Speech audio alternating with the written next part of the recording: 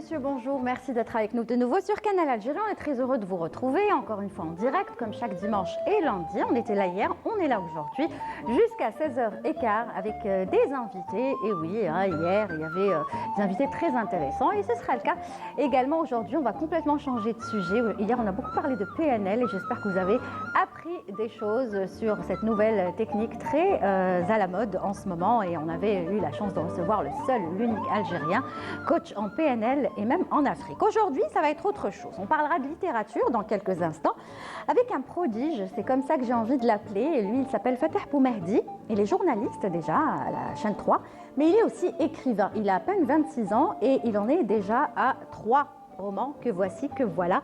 Le tout dernier a pour titre « Et si mon père avait une âme d'enfant ?» C'est sur celui-là qu'on va beaucoup plus détailler notre interview. On fera un parcours peut-être des deux autres. En tout cas, c'est un plaisir de le recevoir. Il a déjà obtenu le prix Ali Maaché. Il a un parcours très très riche, même en tant que journaliste. Il est juste excellent. Et comment il fait à 26 ans pour pouvoir écrire déjà 3 livres? C'est une question qu'on lui posera tout à l'heure à Fateh Boumehdi qui nous fait l'honneur d'être avec nous. Il y aura également une docteure, voilà, c'est comme ça que j'ai envie de l'appeler, ophtalmologiste, très sympathique, mais surtout qui explique bien les choses. Vous savez, on adore les médecins qui nous expliquent bien les choses, parce que des fois, on est tellement stressé, on a du mal à comprendre, et puis on a tellement honte qu'on n'ose pas poser des questions. Et elle va tout vous simplifier, mais vous allez comprendre pourquoi je l'ai invitée aujourd'hui, parce que vous le savez, dans cette émission, on parle souvent aussi de prévention routière, des accidents de la route, mais on oublie de parler d'une chose. C'est vrai qu'on parle du facteur humain, de la vitesse, du non-respect du code de la route. Et on oublie de penser à quand on sort le matin, par exemple, et qu'on se tape le soleil plein les yeux. Ça, c'est très dangereux et ça provoque des accidents de la route. Et justement, notre ophtalmologiste vous donnera tous les détails sur ce qu'il faut faire pour éviter ce genre de situations qui peuvent même créer un accident. Nous recevrons également tout à l'heure, en deuxième partie, un artiste peintre qui, lui, expose en ce moment à la galerie Mohamed Rassim. Il s'agit de Abderrahman Azougli. Alors lui, il ose, c'est le moins que l'on puisse dire. Il utilise les couleurs, il nous dira tout à l'heure pourquoi, il sera notre invité. Et puis Hicham Daoud dans sa chronique El Marsam, aujourd'hui nous parlera des sites algériens classés au patrimoine mondial de l'UNESCO après un beau voyage qui nous a permis hier du côté de Gherdaya. Voilà, le programme est donné, bien sûr, toujours une pensée à la Palestine, toujours depuis le début des bombardements. On vous proposera tout à l'heure une chanson qui vient tout juste de sortir et nous on vous la passera dans cette émission. Encore des artistes à l'international qui continuent de s'engager pour la cause palestinienne. Voilà, le programme est annoncé. L'émission est réalisée aujourd'hui par Nabil Tribaché. Oui, depuis le temps. Et bien voilà, il est de retour à Nabil Tribaché et on souhaite encore une fois un prompt rétablissement à Soraya Hamoudi. C'est parti, Soraya, vous êtes sur Canal. Ça commence tout de suite avec mes deux premiers invités. Alors, docteur Salah Ghras, bonjour. Bien, bonjour à vous. Merci pour votre invitation. Merci d'être là. Alors, je rappelle que vous êtes ophtalmologiste, que vous portez aussi des lunettes. Oui. Et pourtant, vous pourriez porter des lentilles de contact. Vous allez nous dire tout à l'heure pourquoi vous avez opté pour les lunettes. Merci d'être là.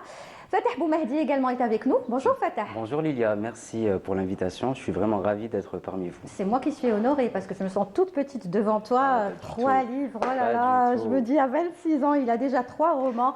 Comment il fait machine à écrire? Je vous dirai après. Voilà, tu nous diras. Ça va être difficile de vous voir. Tu m'autorises à tutoyer, parce que on est collègues à la radio, donc quand voilà. Même, ouais. Très bien. Mais je vais commencer avec vous, docteur, juste après le jingle de la prévention routière.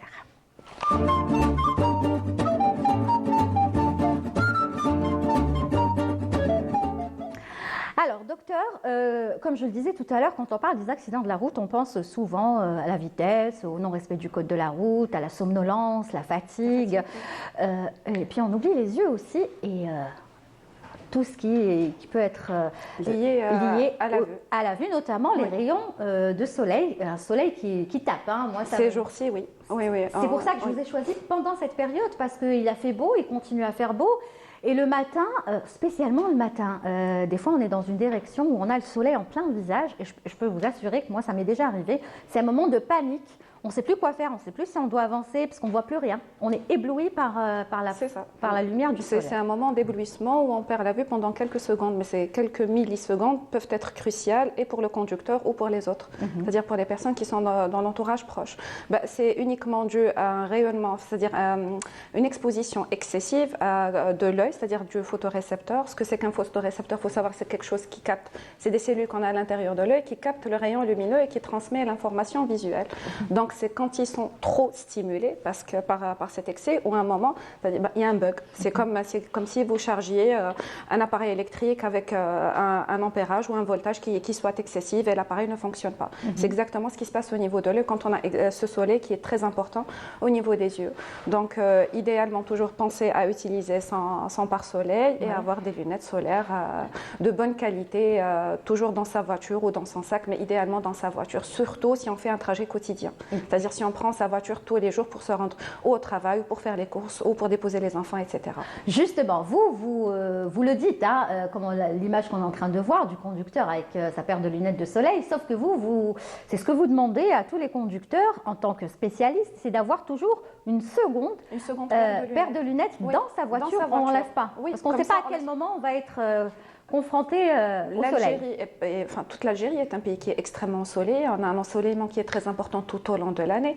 Là, vous voyez, on est en fin janvier, c'est-à-dire qu'on est en plein hiver et il fait 22 degrés à l'extérieur et on a une belle journée printanière.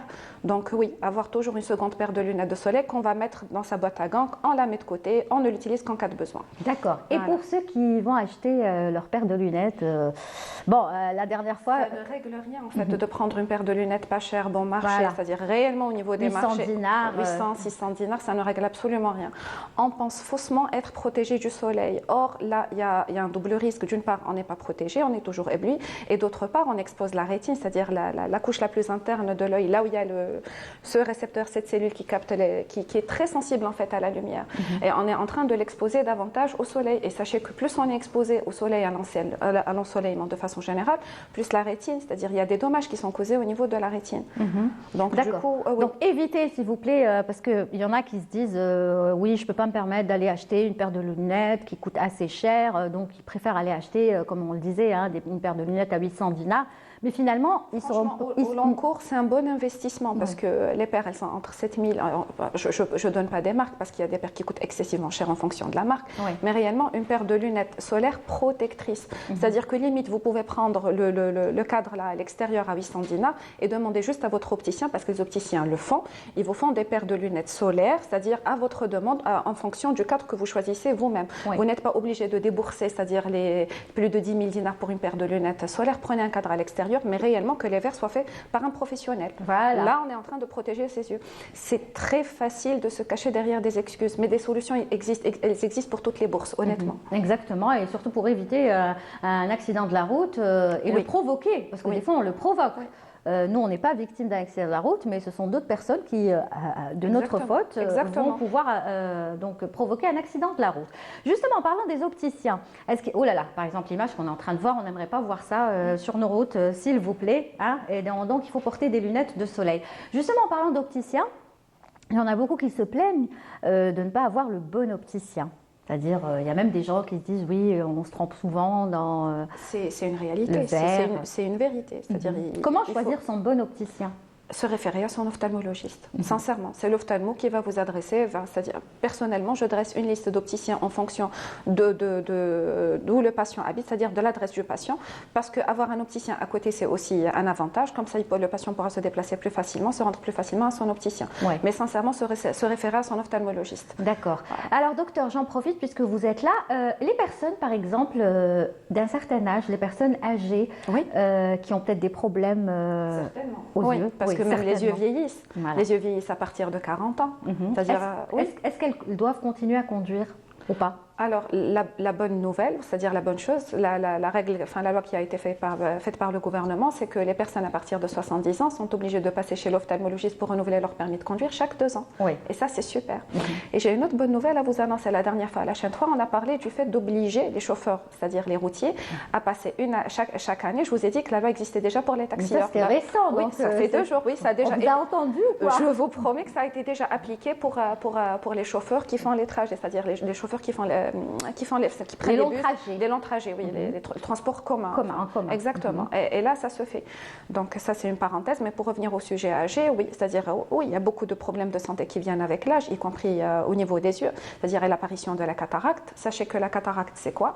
C'est le vieillissement du cristallin. C'est-à-dire que le cristallin, si on doit imager ça, c'est comme si l'œil était un appareil photo et le cristallin était le zoom. C'est-à-dire que vous voyez, quand vous voulez faire un bon focus, quand vous voulez faire une mise au point sur une image, ben, c'est le cristallin qui le fait pour nous.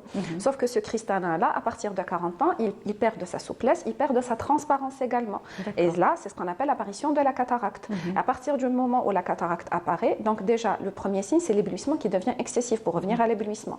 Ça, c'est pour une simple cataracte, c'est-à-dire, et sachez que les personnes à partir de 55 ans, on a tous une cataracte, parce que nos yeux vieillissent tous, peut-être pas à la même vitesse, à la même cadence. Le diabétique fera une cataracte beaucoup plus tôt, le myope fera une cataracte beaucoup plus précocement qu'une personne saine et qui n'a pas de problème de vue particulière. Ça, c'est une vérité. Les gens qui travaillent sur des chantiers, ou les agriculteurs, etc., c'est-à-dire ceux qui travaillent à l'extérieur, eux également, les maçons, font des cataractes beaucoup plus tôt, et d'autres problèmes également qui sont liés à l'exposition au soleil. Sont, plus exposés au soleil. Justement, c'est ce que je vous ai dit. Le soleil, je veux dire, n'est pas que bénéfique. Il peut avoir également des effets néfastes et sur la peau et sur l'œil. Et à différents niveaux sur l'œil, c'est-à-dire complètement à l'extérieur, c'est la sécheresse oculaire, c'est l'œil qui devient complètement sec parce que les larmes s'évaporent beaucoup plus rapidement. Au niveau à l'intérieur de l'œil, donc c'est l'apparition précoce de la cataracte, et même au niveau de la rétine, il y a des lésions qui sont dues à un ensoleillement excessif. Si vous faites des fonds d'yeux, c'est-à-dire si vous partez examiner la population du sud algérien, vous allez voir des lésions qu'on ne retrouve pas chez nous. Vous faites très bien, docteur, d'en parler, parce que si vous étiez avec nous hier, c'est dommage, hein, vous ne pouvez pas vous libérer le dimanche parce que vous travaillez. Exactement. On avait reçu justement Fatma Zohra Djnen, Zola, qui est artiste peintre et tout, qui était venue nous parler d'une opération très importante qui va avoir lieu le 1er février. Ils le font chaque année, ça fait 9 ans, dirigé par le docteur Koudougli de Tlemcen. Ah oui, voilà. Ils partent pour soigner les enfants, enfin pas que les enfants, tous les habitants toute la de population. Janet.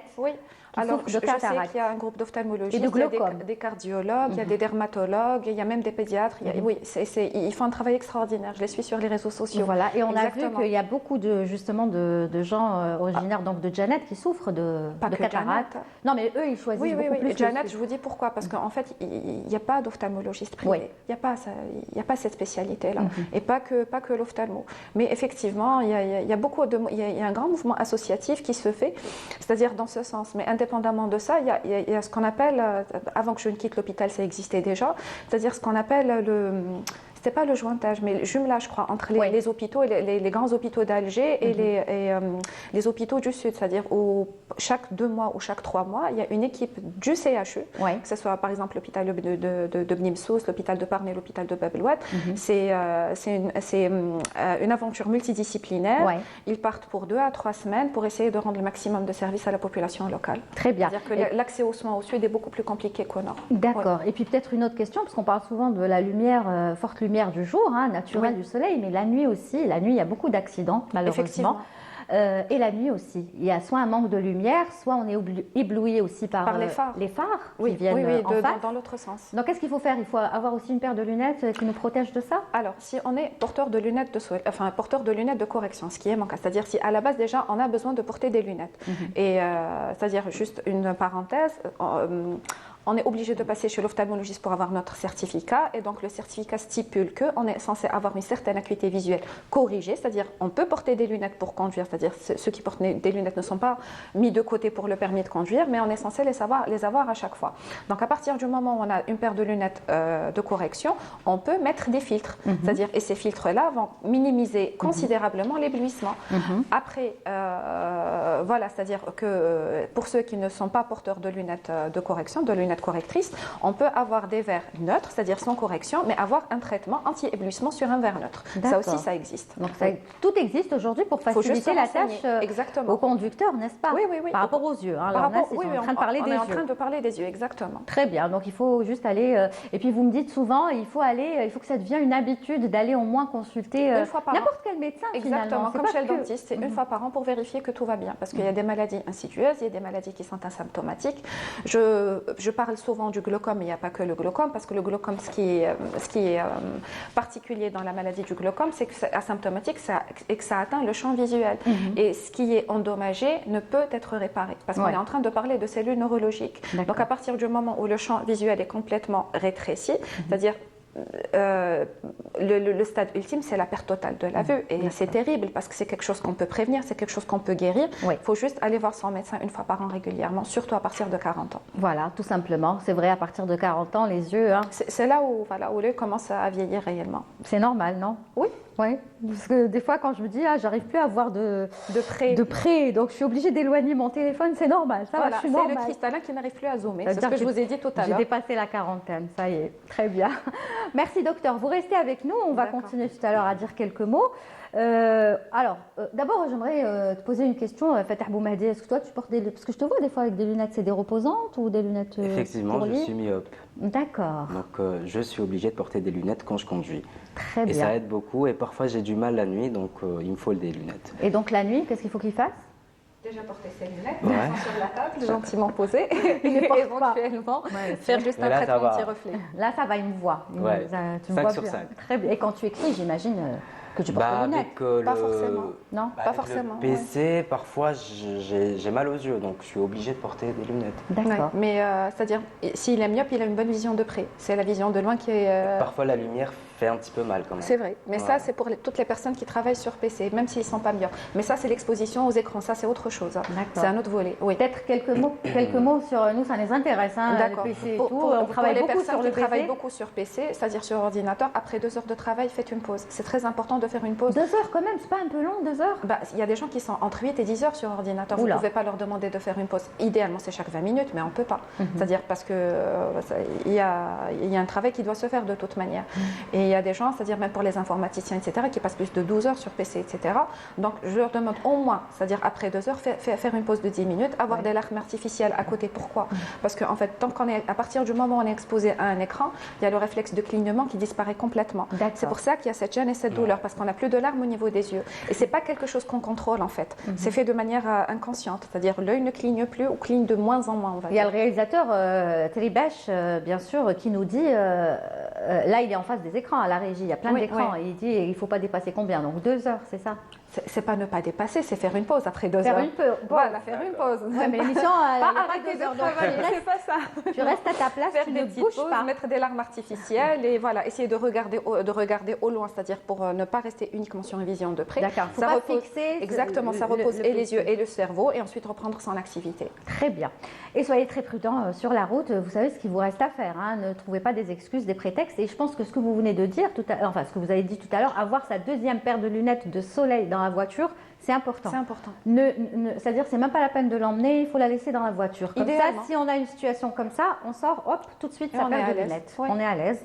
Ou bien opter pour des montures, on va dire. Avec clip, ou c'est-à-dire ce qu'on appelle, quand on vulgarise l'information, on dit 4-16 ans. En fait, c'est ce qu'on appelle les verres de transition. C'est les lunettes qui changent de couleur en fonction de l'intensité de la lumière à laquelle on est exposé. Ça existe? Bien sûr que ça existe. Ça coûte cher, je veux dire? Relativement. Tout est relatif. C'est un investissement pour notre santé et pour ne pas avoir aussi des accidents. Parce que de toute façon, même si on est piéton, parce que quand on est sur la route et qu'on marche aussi, des fois on a le soleil en face, on n'arrive plus à voir pour traverser. La lumière est très très forte, hein, celle du soleil. Très bien. Merci pour ces conseils, docteur. Franchement, c'est un plaisir de vous écouter parler parce qu'on comprend tellement bien et c'est tellement facile avec vous. Et c'est une spécialiste qui vous le dit, puisque je rappelle que Sarah Ras est donc ophtalmologiste. On va passer à la... Est-ce que justement l'ophtalmologiste lit des livres, des romans Déjà, je pense qu'on a lu beaucoup durant le cursus pour en arriver là. Mais personnellement... Non, je ne parle pas des études. Là, on a compris. Personnellement, je suis une grande lectrice. D'accord. Vous n'avez pas encore lu du Fatah Boumehdi? Honnêtement, non. Il faudra. D'accord. Je vous assure. Très bien. Alors, Fatah Boumehdi, je le disais, est avec nous aujourd'hui avec ses 3 romans. Nous, on va beaucoup plus, bien sûr, se focaliser sur le tout dernier. Et si mon père avait une âme d'enfant, que vous êtes en train de voir là sur vos écrans. Alors, Fatah Boumehdi, par où commencer? Je vous envie, je suis jalouse. Dites-moi tout. Pour une fois, je suis jalouse. Je n'ai pas l'habitude. 26 ans, 3 livres, journaliste à la chaîne 3, licence en droit. Ouh là là, ça fait pas trop ça, tout ça? Non, je rigole. Alors justement, d'abord on va commencer. Pourquoi avoir laissé tomber le droit pour se consacrer d'abord au journalisme puisque vous êtes un excellent reporter aussi à la chaîne 3, pour ceux qui connaissent votre voix et votre travail, et pour l'écriture. En fait, Alors que le droit, c'est bien aussi. je n'ai jamais été vraiment captivé par le droit, donc j'ai choisi, bien, on m'a poussé à choisir cette branche justement pour faire plaisir aux parents. Mais une fois arrivé à la licence, j'ai décidé de faire ce que j'aimais, tout simplement. Et voilà, j'ai exposé un petit peu le problème aux parents et voilà quoi. Ils ont accepté? Ils ont accepté. Il faut savoir que j'ai des parents aussi juristes, donc fallait que Vous êtes en plein dedans. fallait que je suive un petit peu leur chemin. Mais après, bon, c'était pas du tout ma tasse de thé. Ouais.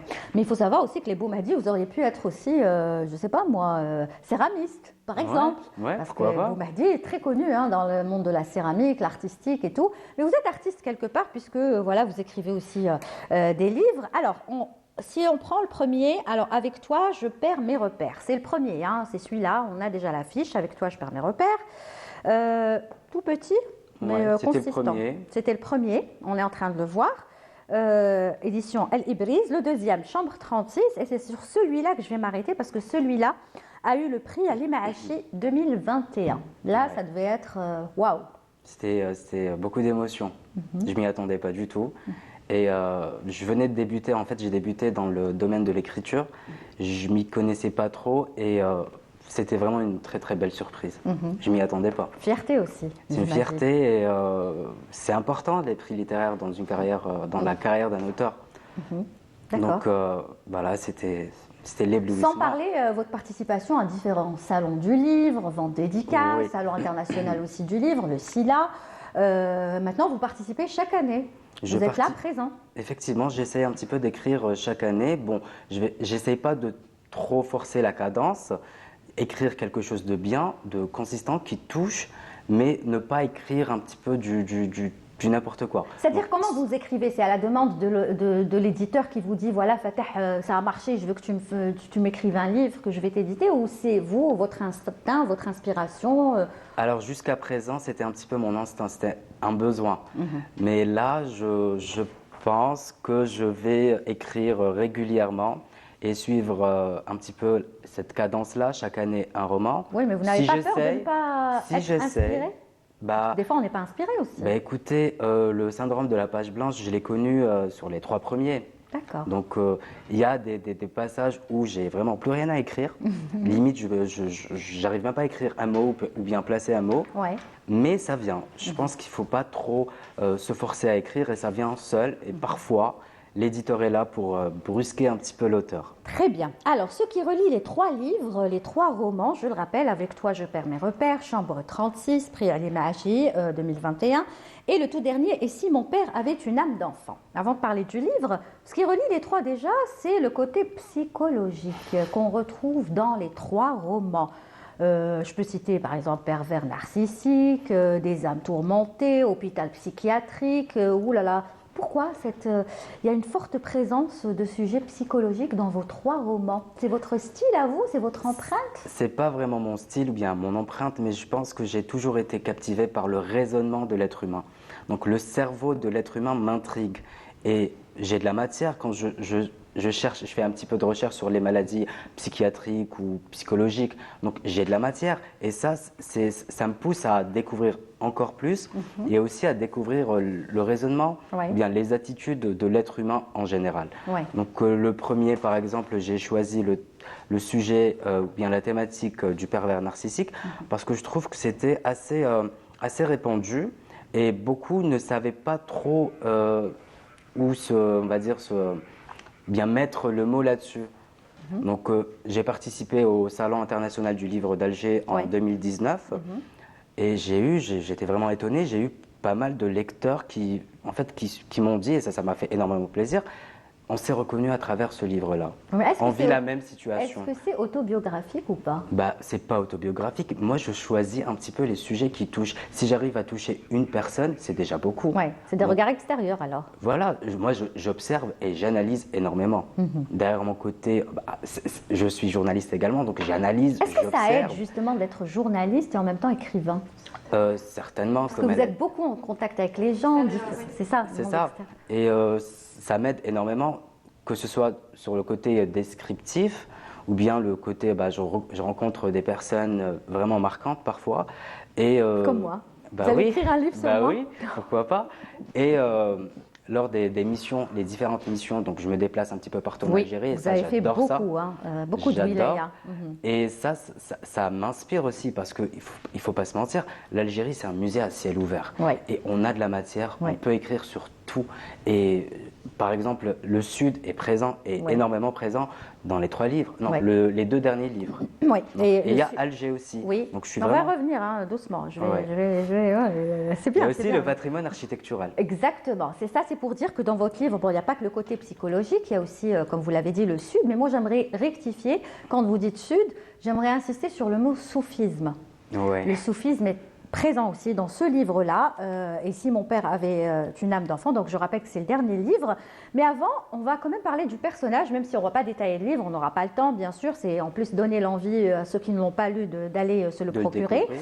Donc, c'est l'histoire de Melek, n'est-ce pas?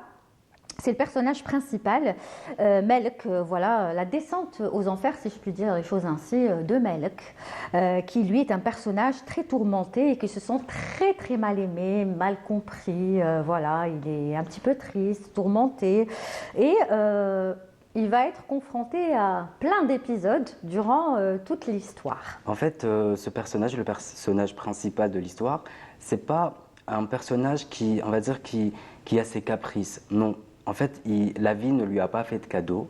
Et donc, il décide lui-même d'aller à se réconcilier avec lui-même Ouais. et ensuite avec son père. Parce qu'il faut savoir qu'il a perdu, pas d'une mort, ou bien son père a décidé, après le divorce de ses parents, son père a décidé de quitter la maison. Et donc, il essaie de se reconstruire à travers l'ombre de ce père qui est à la fois présent Voilà. et absent. Exactement, il va souffrir de l'absence, mais en même temps de la présence, parce qu'il sera toujours là dans son esprit. C'est ça, il y a une quelque part. présence un petit peu toxique de ce père, mais il y a une présence aussi, plutôt une absence qui lui fait mal. Physique Et morale. Et morale. Parce qu'il aurait aimé, par exemple, dormir et sentir l'odeur de son père. Oui. Et ça, il ne l'a pas. Oui. Et c'est pas tout le monde qui a cette chance-là de sentir l'odeur de son père avant de dormir. Et justement, est-ce que ça me pousse à vous poser la question, est-ce que finalement, à travers ce livre, c'est une déclaration d'amour pour un papa ou c'est plutôt un hommage à un papa? Alors écoutez, c'est à la fois un hommage au père, c'est aussi une déclaration au père, enfin pour ceux qui savent lire entre les lignes, parce qu'on peut aimer de manière différente, peut-être avec le silence ou bien la haine, bien la colère. On peut aimer l'amour. On peut aimer avec la haine, oui. On peut aimer passionnément avec Elle est haine. d'accord, hein, docteur, vous êtes d'accord? Oui. Donc il y a différentes manières d'interpréter ce roman. Et aussi, j'aimerais rajouter une petite précision. Je n'essaye pas un petit peu de salir l'image du père, parce que bon, certes, ce livre-là, c'est un livre, je vais dire, intergénérationnel qui touche toutes les générations et intemporel. Mais je n'essaye pas, j'essaye pas de salir l'image du père. Ce père-là peut être une mère également. Oui. Parce que nul n'est à l'abri. Oui. Et avoir des parents un petit peu... Parce que je pense que les parents, ils essaient un petit peu, majorité, de revivre un petit peu une énième jeunesse à travers les enfants. Souvent, hein, il y en a ça, un peu plus. Je pense que c'est le rôle d'ailleurs. des enfants de comprendre leurs parents. Oui. Parce que, bon, les parents, certes, ils ont une âme un petit peu tourmentée. Oui, certains peut-être, oui, vous avez raison de le dire, mais en fait, votre livre, c'est un éternel questionnement sur l'empreinte, justement, que les parents peuvent laisser sur la personnalité de leur... vous n'avez pas utilisé le mot enfant, mais plutôt progéniture. C'est fait exprès ou c'est juste un mot comme ça que vous utilisez? C'est fait exprès parce que j'ai voulu faire aussi faire la différence entre ce qu'est un père et ce qu'est un géniteur. Donc le père, il est là, mais tout le monde peut être géniteur. Oui. Mais c'est rare d'être un père, d'essayer un petit peu de surmonter certaines choses, de surmonter un petit peu le caractère de ses enfants et de voilà, d'accomplir son rôle de père. Très bien. Et puis, bien sûr, je vous l'ai dit au fil du temps, mais il est passionnant. Je vous conseille vraiment de le lire, le livre Docteur, parce que Malek va rencontrer un musicien qui va aussi lui permettre voilà, de s'évader, de faire un travail sur lui-même. Il y a aussi, là, on parle aussi de soufisme, on parle aussi de Malek qui est ébloui par l'architecture, le côté patrimoine. Vous-même, vous êtes un fou amoureux d'Alger. Vous aimez Alger, vous aimez le patrimoine d'une manière générale, hein, il est très présent dans vos livres, le patrimoine. Mais Alger, c'est quoi votre histoire avec cette ville, Alger? Je pense que Alger a une âme. Une âme qui communique avec ceux qui savent un petit peu la chérir, l'aimer. L'apprécier, à sa juste valeur. À sa juste valeur. Donc Alger a une âme plutôt différente, voire un petit peu bipolaire, si on peut dire ça comme ça. Donc Alger le matin, c'est pas comme Alger la nuit. Ouais. Donc à chaque heure, à chaque moment qu'on passe à Alger, on reçoit beaucoup de choses. Elle nous murmure des choses, des paroles qui n'ont pas de son. Mais il faut vraiment... Des ondes différentes. Voilà, des ondes, il faut recevoir toutes ces ondes-là. Ouais. Et là, on parle d'ondes, donc on parle de soufisme. Tout à fait, aussi. tout à fait. Et j'aimerais juste poser la question, parce qu'il parlait d'Alger, il parle si bien d'Alger, lui je sais, c'est un amoureux fou d'Alger, vous aussi, est-ce que vous aimez cette ville finalement? Parce que, bon, on aime toute l'Algérie. Moi, je suis de Constantine. Voilà, c'est ça. Je suis née, j'y ai grandi. C'est ça, d'où ma question. Oui. Alors, Alger, maintenant que vous y vivez, comment vous la voyez, Alger? C'est une très belle ville. C'est une très très belle ville, surtout le soir quand il n'y a pas beaucoup de monde. Alger by night. Oui, Alger by night. On apprécie vraiment. Elle vous dit des choses? Beaucoup de choses, croyez-moi. Après une journée chargée, souvent on le fait avec mon mari. On prend la voiture et on sort. D'accord. Honnêtement. Les virées nocturnes. Les virées nocturnes. Et c'est vrai qu'elles sont uniques, hein, les virées nocturnes. Et stationner du côté d'Elbière et voir les hauteurs d'Alger et respirer, c'est-à-dire l'eau de la mer. Oui, franchement, c'est une très très belle ville. Très bien. En y travaillant, en fait, on oublie qu'on est sur une ville côtière, honnêtement. C'est-à-dire on n'a pas de temps d'apprécier la beauté de la ville. Et on a la chance. Oui, aussi. C'est vrai. Oui, on oublie cette chance, exactement. C'est une très très belle ville, effectivement. Très bien. Alors pour revenir donc au côté soufisme, pourquoi être attiré autant par ce côté soufisme? Déjà même dans votre vie, hein, pour ceux qui vous connaissent comme moi un petit peu, quand même personnellement, vous êtes très porté sur le côté soufisme. Est-ce que c'est une manière aussi de vous apaiser et vous essayez de le faire à travers aussi votre livre? Parce que même quand vous partez en mission, par exemple, dans les 4 coins de l'Algérie, vous aimez couvrir ce genre de festival où il y a par exemple le gnawi, où il y a la musique soufisme. Mais il faut savoir qu'à chaque déplacement, je me rends à un mausolée. Donc ça, c'est le côté personnel. Et il faut savoir également que le soufisme, certes, vous l'avez dit, c'est apaisant, mais c'est très très profond. Et ça pousse à ressentir des choses. C'est l'apaisement total et c'est vraiment la lumière. Parce que la lumière est très présente dans le soufisme. Ouais. Et donc, on reçoit de la lumière, on reçoit de la paix, de la tolérance, de la bienveillance.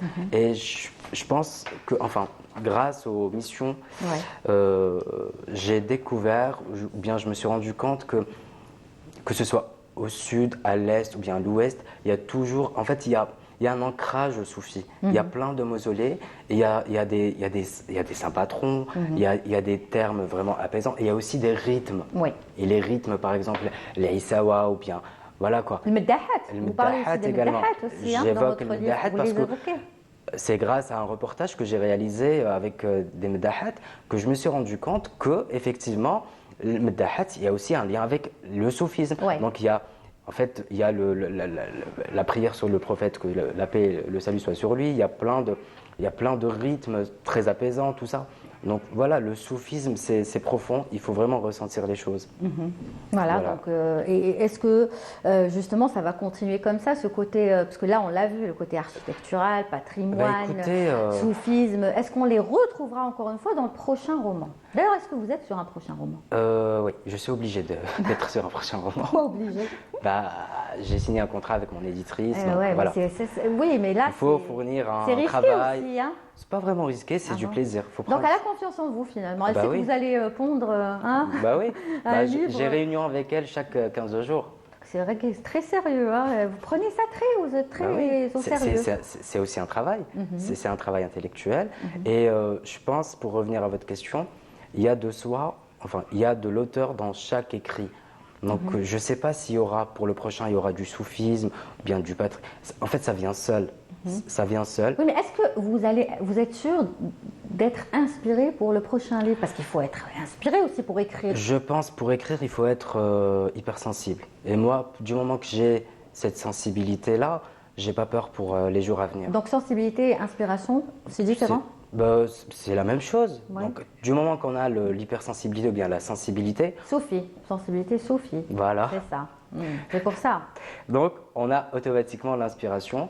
Et après, faut du travail, certes, faut être régulier, faut écrire, par exemple, 40 minutes par jour pour bien avancer. Mais voilà, parfois il faut faire des pauses quand ça va pas, quand il y a trop d'émotions, parce que parfois, vraiment, les personnages nous habitent, nous hantent. Par exemple, sur certains passages, je me suis vraiment senti un petit peu mal quand j'ai décrit quelques scènes de son enfance, ou bien voilà quoi. On ressent les choses et les personnages nous hantent. Oui. Donc, Je repose la question. Est-ce que ce livre est autobiographique? absolument pas. D'accord. Je voulais avoir la réponse En fait, je claire et voulais nette. toucher à ce sujet-là parce que c'est ce sujet très fréquent. Beaucoup de personnes pensent que c'est un sujet tabou. Ils Ouais. n'osent pas parler de leur relation avec leur père ou bien leurs parents parce qu'ils ont souffert. C'est-à-dire que Ils vous ressentez les personnages. Je Vous les ressentez profondément. Je ressens la peine. Je ne ressens pas les personnages, mais plutôt la peine. Leur peine. Des personnages. Et j'ai eu un retour assez positif lors du SILA. Oui, c'est vrai. Donc, On a vu vos ventes dédicaces. Hein. Même Madame la ministre de la Ouais. Culture était passée Ben, vous ça m'a voir fait plaisir. au stand. Ça m'a fait énormément plaisir. Donc, il faut vraiment, j'aimerais dire, non pas parler à la place des autres, Ouais. mais un petit peu Être leur porte-parole. Non? non, plutôt les accompagner dans Ouais. leur peine. Voilà. Mais Aussi- Donc j'imagine qu'il y a des gens qui, je ne sais pas, peut-être des adolescents, des jeunes ou peut-être même des personnes d'un certain âge qui ont acheté votre livre, qui l'ont lu et qui sont venus vous dire votre livre nous a fait du bien, merci. Oui? Ça m'est déjà arrivé lors du SILA, une personne, un homme, la soixantaine, qui est venu me remercier. Ça, j'ai eu pratiquement les larmes aux yeux parce que il a eu en fait, il m'a fait quelques confidences. Il a eu le courage aussi de le dire, quoi.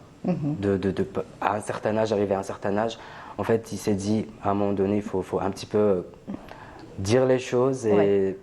ça m'a fait plaisir. Le livre, le roman lui a apporté, on va dire, une petite consolation, si on peut dire ça comme ça. Très bien. Donc voilà. Placer les mots sur les mots. Ouais. Oui, tout à fait. Ça vous donne envie de le lire Oui, du coup, docteur oui, je suis très curieuse.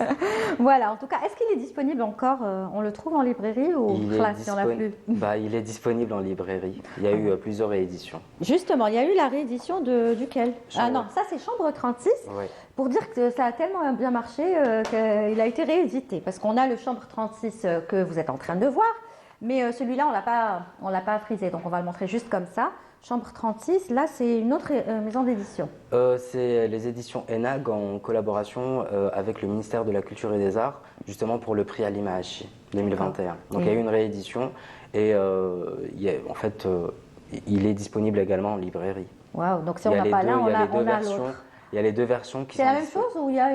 Bah, mis à part le prix, c'est la Non, même je veux dire, chose. c'est la même chose, la même histoire, Bah, le absolument, même la texte, même histoire, D'accord. tout ça. Juste que c'est Il y a eu réédité. ils ont juste réédité avec une autre quatrième de couverture. D'accord. Justement, les couvertures, je les trouve, si on les prend comme ça toutes les quatre, bon, Tribèche, il peut pas. Je le taquine un peu. Bon, je vais essayer. Hein. Si on les prend comme ça toutes les quatre, on remarque que les couvertures sont juste magnifiques. Les peintures ou les dessins, ou je ne sais pas comment on peut appeler ça. Déjà, on va montrer les trois. C'est vous qui choisissez avec qui vous avez travaillé la couverture ou pas? Plutôt, je valide. Oui. Je ne choisis pas, je valide. C'est la maison d'édition C'est la maison d'édition. D'accord. Et là, c'est qui a fait les... Bah, les deux premiers, c'était les éditions Ébrise. Et pour le troisième, c'était les éditions ENAG. Et pour le troisième, là, Oui, Si on mon va père avait montrer. une âme d'enfant, c'est les éditions d'Alimen. D'accord. C'est des artistes peintres qui... comment ça se passe? C'est qui Plutôt dessine les infographes. Les infographes. Les, On fait en infographes qui travaillent justement au sein de ces maisons d'édition. Mais, Non, mais je sais qu'il y a eu aussi des artistes petite peintres. confidence, pour la couverture du tout dernier, c'est mon éditrice elle-même, que je salue, qui a elle-même choisi la couverture et qui m'a dit « Je trouve que le petit garçon te ressemble avec tes cheveux. » Bon, Avant, pas maintenant. Il faut savoir que j'avais des cheveux un petit peu Oui, bouclés. c'est vrai. D'ailleurs, j'aimerais bien les revoir, ces cheveux. Bah, Je moi pense aussi. qu'ils sont partis. Oui, et donc, c'est vrai que ça te ressemble là, Ouais. avec les cheveux d'avant, pas Avec maintenant. le signe comme ça, donc soufisme, cheveux en l'air, Liberté, joie, apaisement, tout ce qu'on peut trouver dans ce Ouais. livre qu'on vous conseille vraiment de lire. Voilà, signé Fateh Boumehdi. Et si mon père avait une âme d'enfant, franchement, paru aux éditions d'Alimen. Coup de cœur pour celui-là, coup de cœur, enfin celui-là, non, je ne l'ai pas encore lu. Coup de cœur pour celui-là aussi, Chambre 36. Il y a de quoi devenir fou. Mais bon, non. Mais il y a pas du toujours tout. une touche positive vers la fin. C'est vrai. Je pense que c'est important. Faut pas écrire des choses qui angoissent, qui nous angoissent et qui angoissent, Qui angoisse le lecteur aussi. Je pense qu'après chaque peine, il y a de Il y belles a choses toujours qui une note arrivent. d'espoir aussi. Il y a le soleil. Oui. Et on a la chance d'être méditerranéen, donc Oui. on en profite. Le soleil vu autrement, n'est-ce pas, docteur? Vu Alors, artistique. du côté artistique. Très bien. Alors, et maintenant, donc, vous êtes sur un nouveau livre. Vous voulez pas nous dire de quoi il s'agit? Même pas rien, un indice ou allô? Peut-être, je sais pas moi, une histoire un petit peu différente. En histoire, on sait que c'est une histoire. Un petit peu différente des trois premiers. Je vais Dans un quel petit peu- sens? Je vais un petit peu changer le style d'écriture par exemple. Il change, moi-même j'ai remarqué que mon style d'écriture, Évolue? Vous pensez qu'il plutôt, évolue ou ouais, il change? je vais dire, C'est différent. je vais dire évolution.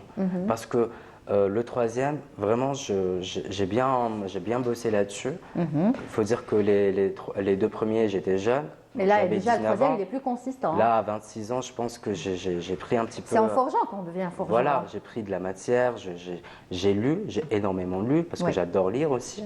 Et donc, je pense que le prochain il va y avoir un style assez différent, mais toujours garder une empreinte, D'accord. la mienne. Ouais, mais on n'en saura pas plus que ça, n'est-ce Ouais. pas? Il sera prêt pour 2024 normalement, puisque vous avez signé un contrat. On va essayer de le préparer d'ici 2024. Là, Oui. il faut dire que c'est un petit peu, on est en train de préparer le plan de travail, parce qu'il faut savoir que au sein des éditions d'Alimen, il faut Oui. vraiment mettre un plan de travail déposé, non pas le manuscrit déjà prêt, Oui. mais un plan de travail qui se D'accord. C'est discute, sérieux, hein? qui se discute. Donc il faut changer plein de choses, il faut revoir certaines choses. Mais justement, quand vous écrivez, est-ce que votre livre il est corrigé ou Oui. lu par quelqu'un d'autre ou comment ça se passe?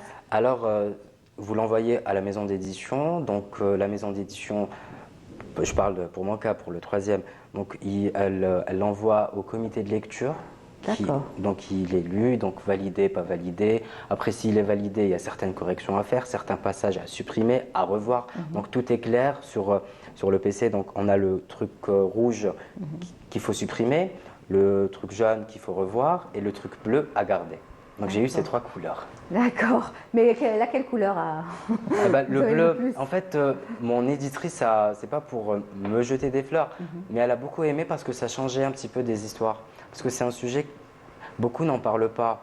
C'est un sujet qui, faut vraiment en parler. D'accord. Alors, il nous reste combien de minutes, s'il vous plaît? Parce que je sais qu'il y a l'appel à la prière d'Al-Asr. Là, je pose la question. Très bien. On a le temps. 6 minutes, ça va, on a Ça le temps. va. Donc, je vais demander. Bon, c'est pas son travail. Sherifa, s'il te plaît, tu peux venir ou parce que je peux pas me déplacer. Donc, on va juste remettre le livre. Viens, Sherifa. Sherifa, c'est notre caméra woman. Et c'est moi qui lui demande. Elle est tellement gentille. Merci. Hein. Elle a laissé sa caméra. Désolée. Voilà. Merci, Sherifa. Merci. Voilà. Elle va aller à la caméra parce que c'est notre caméra woman et même plus.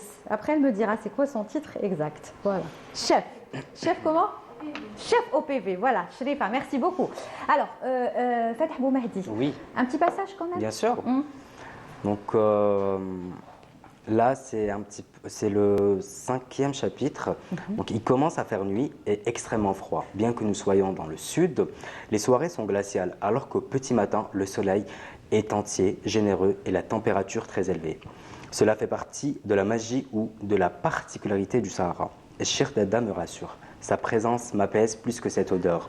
Je sens des ondes positives dans cet édifice, la Zawiya. je découvre pour la première fois ce que c'est réellement une zawiya. Positivité, tolérance, bienveillance et apaisement sont les mots d'ordre ici. Cheikh Dada met son chapelet autour de son poignet, me demande de me tenir droit, main sur les genoux, de fermer les yeux, de tout oublier, de me concentrer sur ces mots et les rythmes du Bendel. Au bout de quelques minutes, je me sens partir en toute confiance. Ma tête bouge, je n'arrive pas à la contrôler. De même pour mes bras et mon buste. Je m'en vais, je suis en transe. Je me découvre, je me sens aérien, telle une feuille qui vole en plein air au rythme du vent. Le son du Bendel s'entremêle avec les mots. Je ne comprends que quelques-uns. Allah, Allah, ya Shafi, ya Afi, ô Dieu guérisseur. D'emblée, j'arrive à sentir la présence de tierces personnes qui se sont jointes à nous. Elles tapent des mains et répètent après lui. Allah, Allah, Allah, je ne sens plus mes jambes, j'ai envie de pleurer. Il y a un volcan en moi. Je me laisse aller quand même, je pars, je suis transporté, je suis humain, je suis en transe. Oh. J'imagine que si vous avez choisi ce passage, c'est parce que peut-être que vous-même, il vous a marqué. Ce passage m'a marqué et grâce justement au déplacement, j'ai vécu un petit peu cela. Oui. J'ai couvert énormément de festivals. Donc il y a un petit peu de vous quand même. Hein. Il y a de soi, dans chaque écrit. Donc oui, j'ai vécu ça. J'ai vécu aussi le Hadawa des Middahat, c'est extraordinaire. Et aussi au sud, plus particulièrement à Béchar, avec le fameux groupe El Fawda que j'affectionne énormément. Et Chirsi Ibn Bouziane, cette chanson vraiment me parle. Donc vous êtes capté par les chants panégyriques, c'est ça? Ouais, et le fameux son du Bendel, c'est autre chose. Ouais. On se déconnecte. Ouais. Il y a notre corps, puis il y a notre âme. Il ne faut pas oublier. Ouais. En tout cas... âmes. En fait, j'aimerais rajouter une dernière chose. Oui. Je parle énormément d'âme. Et grâce à ce roman, je me suis rendu compte d'une chose. Arrivé à un certain âge, je n'ai que 26 ans, mais j'ai décidé de croire aux âmes et non pas de croire au corps. Parce que j'estime que les âmes sont éternelles, tout simplement. Donc pour vous, l'âge, ce n'est qu'un chiffre? Ce n'est qu'un chiffre. Le plus important, c'est l'âme, la bonté de l'âme. Très bien. Waouh! Vous vous rendez compte, docteur, à 26 ans, on dirait qu'il a 52 ans, il est en train de nous parler. C'est très beau. En tout cas, merci. Bravo. J'achèterai certainement votre livre. Voilà. Merci. Franchement, merci beaucoup, Fateh Boumahdi. C'était un plaisir de te recevoir dans cette émission. On rappelle donc le titre du tout dernier roman de Fateh Boumahdi, Et si mon père avait une âme d'enfant. Et si mon père avait une âme d'enfant, bien sûr, paru aux éditions d'Alimen, que vous pouvez trouver dans toutes les librairies. Puis on vous souhaite aussi... Alger, Constantine, Tizi Ouzou, Oran. Voilà. Pour Prochaine vente dédicace, non? Pas je pense à Constantine. Il va falloir régler certaines choses. Vous irez ensemble, comme ça vous irez voir votre famille. Vous allez vraiment sentir le pouls battant de Constantine. Voilà. C'est une très très belle ville. Et vivre l'instant avec les Haïsawa. Ah oui, vous allez adorer. Très bien. En tout cas, encore beaucoup de succès. Prochain livre, prochain roman, tu seras le bienvenu. Franchement, tu m'as fait beaucoup de bien. Merci beaucoup. Merci. Tout comme notre d'ailleurs médecin. Je le rappelle, Sarah Gharas, vous voulez rajouter quelque chose, docteur? On oublie peut-être d'une manière générale un conseil pour les yeux, pour ceux qui nous regardent. Faites attention à vos yeux. Franchement, faites attention à vos yeux. Si vous êtes porteur de lunettes correctrices, mettez-les en conduisant. Il ne s'agit pas que de votre vie, il s'agit de la vie d'autrui également. C'est-à-dire, soyez responsable de vous-même, responsable des autres. Et même d'une manière générale, celui qui a un problème, il faut qu'il aille consulter. Ça, c'est sûr. C'est-à-dire, n'hésitez pas, s'il y a le moindre souci, enfant ou adulte. C'est-à-dire, il y a beaucoup qui pensent, ça c'est plus de la prévention pour les enfants, mais il y a beaucoup de parents qui pensent que, et même certains pédiatres ou médecins généralistes disent aux parents de ne pas faire consulter leur enfant quand il y a un problème en fait, avant l'âge de 1 an. En fait, non, on voit les bébés à tout âge. D'accord. Donc oui, n'hésitez pas à ramener vos enfants si vous voyez qu'il y a un comportement visuel anormal. Et pour les yeux qui louchent. Qui louchent, exactement. Il y a parfois les migraines pour les adultes, exactement.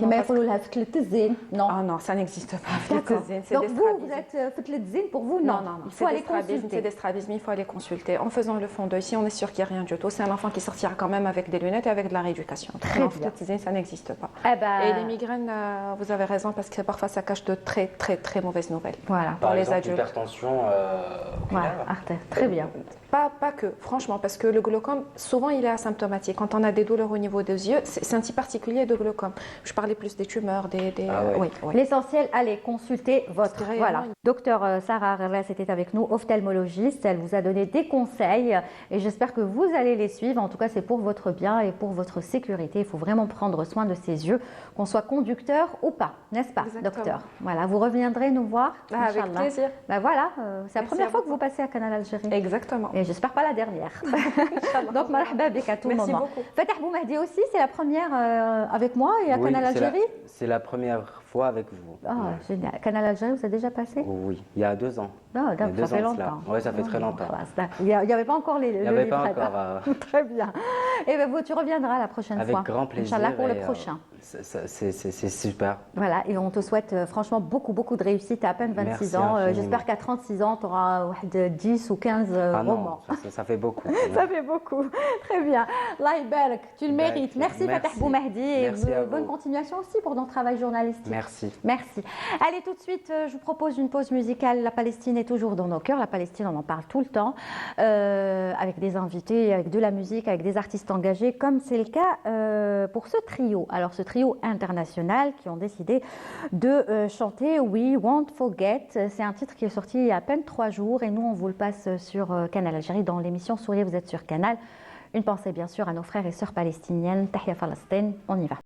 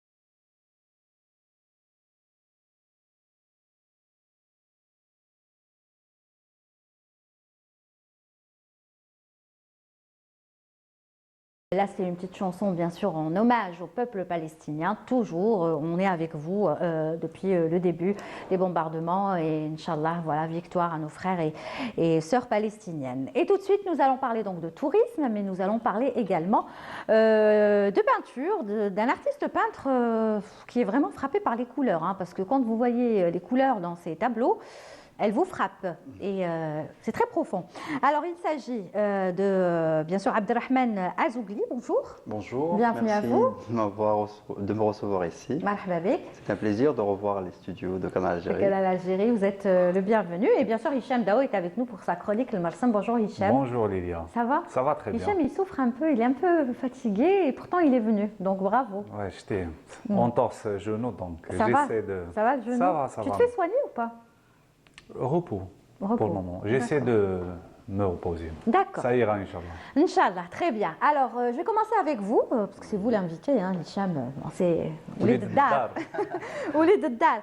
Alors, Abdelrahman Azougli, comment vous présentez? Vous êtes un artiste d'abord autodidacte, scientifique de formation, Aussi. formateur aujourd'hui en... Tout à fait. C'est ça? Oui, oui, Si je ne dis pas de bêtises.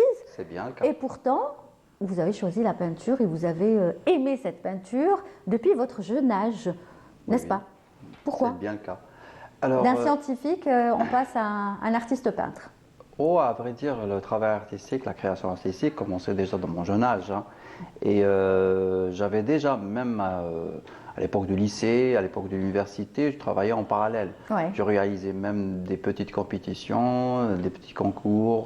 Et puis, bien que j'ai choisi la biologie, la recherche, parce Ouais. que j'étais attiré par la science, la recherche, la découverte, la nature, Mhm.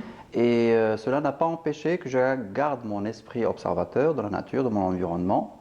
Et peut-être j'aurais dû choisir une carrière académique, mais rien n'empêche l'autre, parce que d'être dans le milieu marin, parce que je suis plus océanographe, Oui. n'a pas empêché que ce contact de nature était très proche. Ouais, c'est pour ça qu'on voit beaucoup de bleu dans vos Tout à fait. peintures. Et puis, il faut mettre en évidence que moi, mon aspect, on va dire, artiste, peintre, plasticien, autodidacte, n'a pas empêché que j'avais fait plusieurs ateliers Oui. en étranger. À chaque atelier, il y avait des techniques différentes, une vision différente, et puis un milieu international. Et par la Justement. suite, des résidences Et je vais qui vous ont arrêter. enrichir cela aussi. Je vais vous arrêter là parce que, bon, pas de là, souci.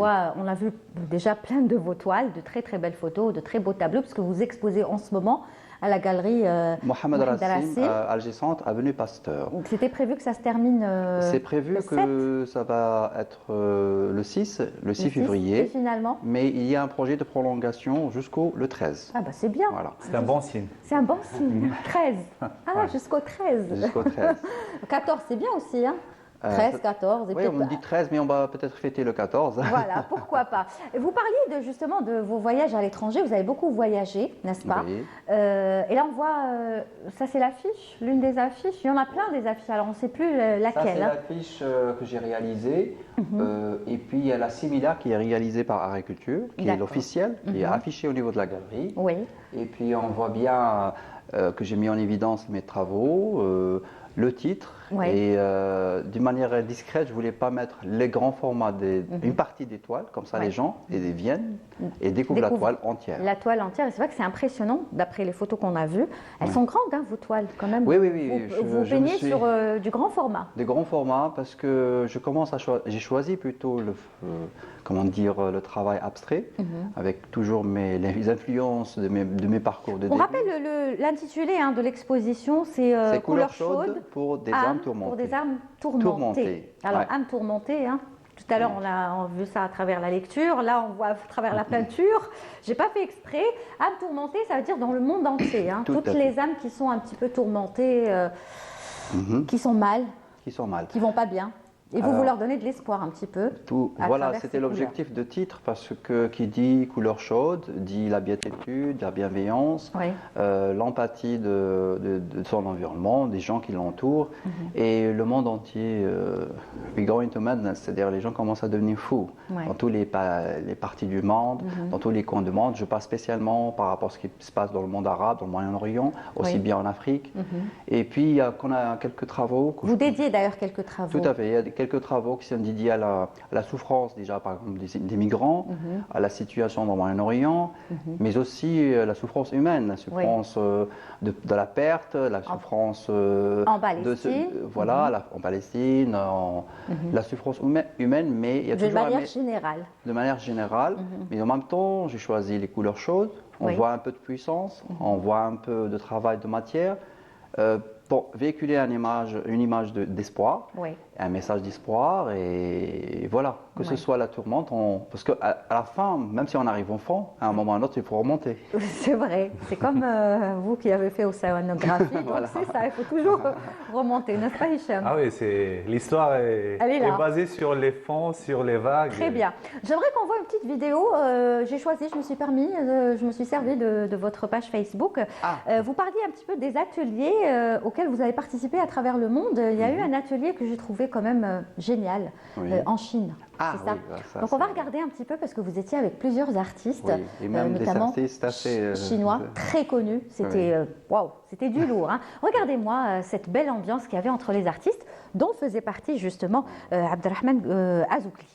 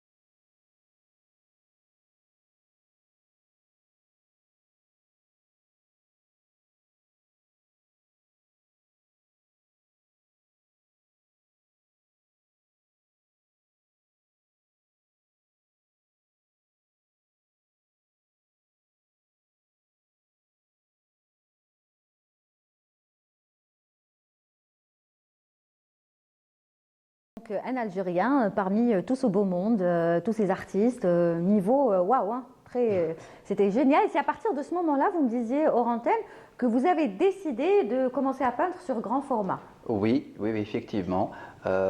Si je me permets de raconter un petit peu l'histoire de cette résidence d'artistes, c'était une sélection faite par le ministère de la Culture et du Tourisme chinoise. J'ai eu l'opportunité d'être sélectionné pour représenter l'Algérie. D'ailleurs, pour être maître, ils mettent même artistes connus. Mais je crois que ce qui était joueur, c'est surtout la précédente résidence en Espagne, où j'ai fait une technique qui est très utilisée en Chine.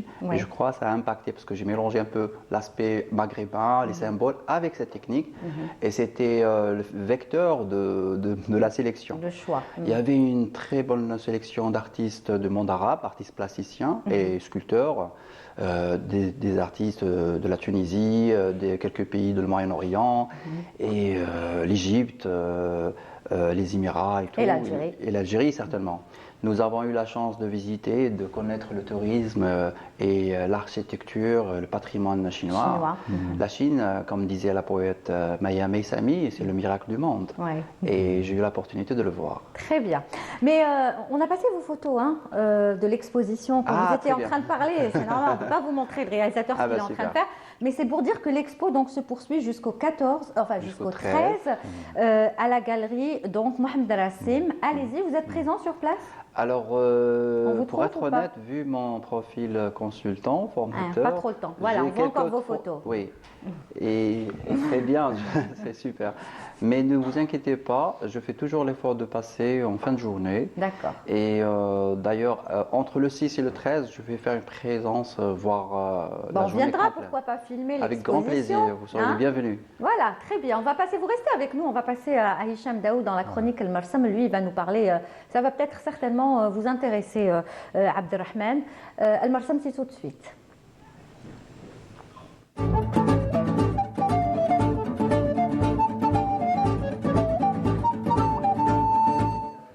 Vous êtes aussi dans le tourisme? Oui, oui. Ah bon, Ouais. tu le connais? Oui, non, en off. Vous étiez en train de discuter dans les coulisses. On a trouvé un truc en commun parce qu'il est consultant dans le tourisme, Abderrahman, ça tombe bien. Wow, il est partout, Abderrahman. Oui, c'est génial. Allah yabarak. Ça tombe bien parce qu'aujourd'hui, Lilia, on va essayer d'entamer un sujet très très important qui est les sites algériens classé patrimoine mondial, et j'ai choisi une très très belle transition tournée et réalisée par notre ami Aziz Chennen de Blida avec son équipe pour être dans la rapidité. Il faut savoir juste, il est à noter que la participation de l'UNESCO dans la rénovation des sites archéologiques ou sites classés patrimoine mondial reste une participation très modeste et très symbolique, contrairement à ce qu'y croit le grand public. C'est-à-dire quand le site est protégé ou classé patrimoine mondial, c'est-à-dire l'UNESCO ne donne pas vraiment des sommes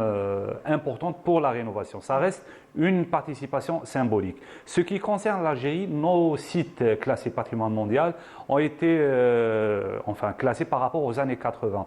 Et le premier site, contrairement aussi à ce que croit le grand public, qui a été classé par rapport à sa valeur historique, archéologique, médiévale et culturelle, c'est le site de la Qal'a de Ben Mohamed à Msila, situé dans plein monde de Maadid et la commune de Maadid. On va retourner prochainement à travers un sujet intéressant sur Msila et beaucoup plus sur la Qal'a de Ben Mohamed, parce que cette Qal'a, quand même, c'est le carrefour de civilisation. À partir de là, il y a eu un métissage, un carrefour de civilisation entre Arabes, population arabe, la dynastie des Sanhaja et ainsi de suite. Et pour citer d'autres sites, la plupart des sites ont été classés à l'année de 1982, mais le premier site reste le site de la Qal'a Ben Mohamed. Donc on peut citer Djmila, le site archéologique de Djmila ou l'antique Koykol à Sétif. Et donc on a Timgad, le Pompéi de l'Afrique du Nord, et puis Tipaza qui veut dire le passage en langue punique.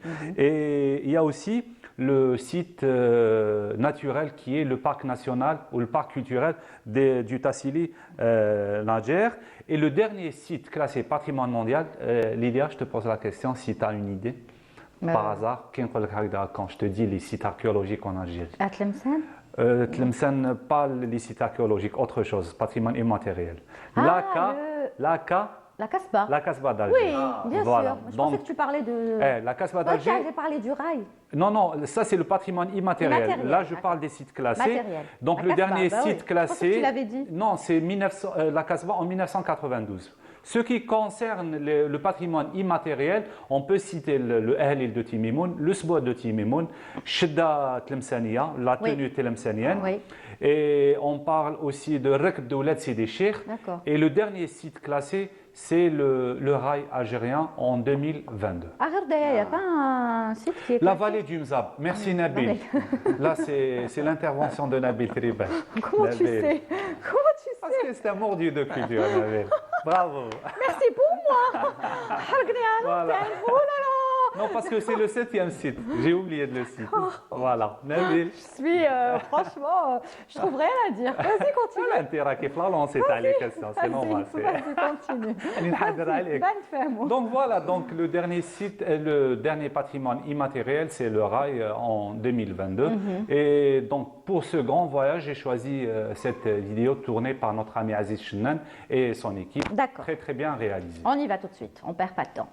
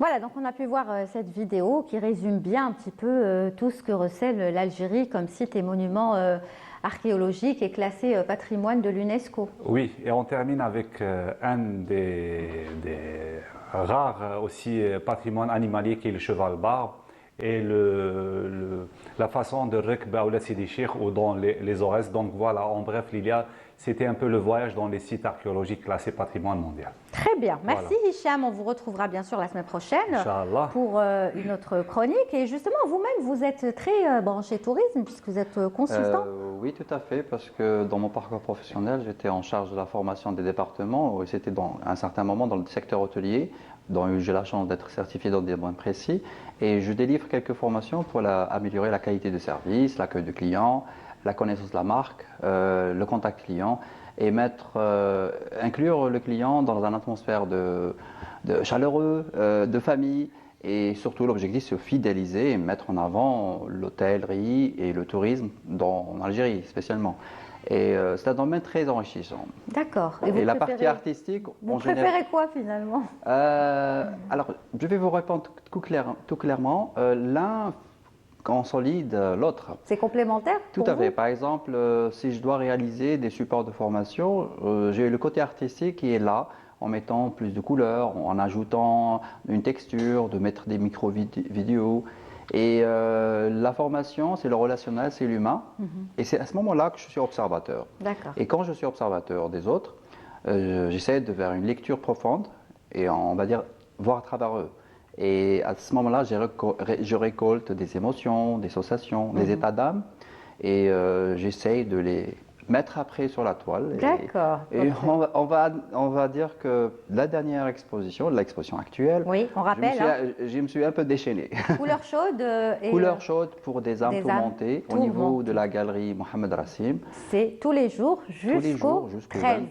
Jusqu'au 13, avec la possibilité de prolongation jusqu'au 13. Officiellement le 6, mais ça va être prolongé. Toujours prolongé, pour le plaisir. En tout cas, allez-y et allez découvrir le travail de cet excellent artiste peintre autodidacte et pourtant qui nous sort comme ça des merveilles sur grand format en plus. Et vous allez oublier justement vos tourments quand vous allez voir ces belles expositions. Enfin, c'est tous les tableaux qui sont exposés, n'est-ce pas? Merci beaucoup. Merci pour l'invitation. Merci à vous et je compte sur vous. Vous êtes les bienvenus. Pour venir, on viendra et on essaiera même de venir filmer, pourquoi pas. Avec grand plaisir. N'est-ce pas? Merci, c'était un plaisir. À la prochaine. À très vite, oui. Ouais. Vous revenez quand vous voulez. Avec grand plaisir.